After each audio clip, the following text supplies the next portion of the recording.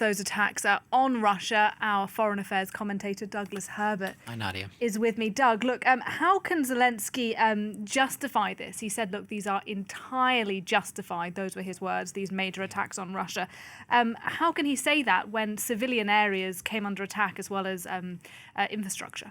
Yeah, what he's essentially saying is he's saying that these attacks you can't make an equivalent case that these are equal to the daily bombardment that Ukraine has been subjected to by Russia over the course of this 4-year-plus war.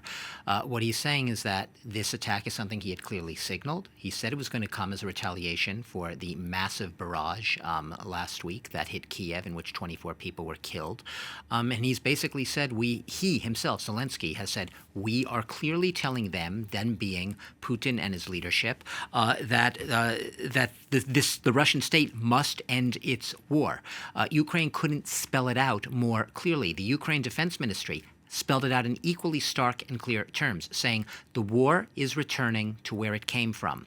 What does the Ukrainian Defense Ministry mean by that? It means that these retaliatory strikes are bringing back home to Russia a war that it launched back in 2022 illegally, occupied and annexed illegally several regions within Ukraine under the false pretenses or the propagandistic pretenses of defending ethnic Russians, for Putin, the regathering of what he sees as Russian lands, imperial lands, and imperial hubris, if you will, but lands to which Putin says Russia are Russia's and has always been entitled to. But bringing the war home, that's the clearest case. And let's be clear, yes, this is the largest barrage we've seen, the Ukrainian drone attack, over 500 drones, missiles in a single night across really 14 regions of Russia, not just Moscow and Moscow City, but 14 regions, including annexed Crimea, including Black and Azov seas. So they're really widespread.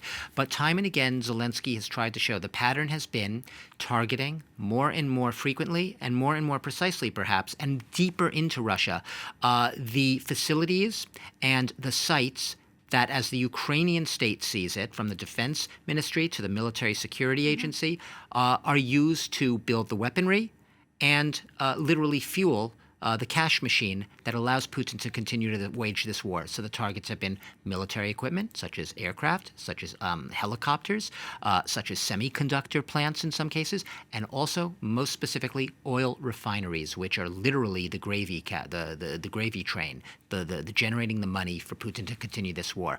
So Zelensky would and does continue to starkly refute any suggestions that he and his attacks against Russia are anything near as indiscriminate and as deliberately indiscriminate in the targeting as Russia's cynical attempts and their barrages. For Zelensky, this is clearly military targeting, not civilian infrastructure. He's said that clearly a million times. And if you look at the satellite imagery and you look at the Russian barrage attacks time and again, while Russia claims to only be doing the same, targeting military targets, you end up having massive civilian damage and infrastructure all around.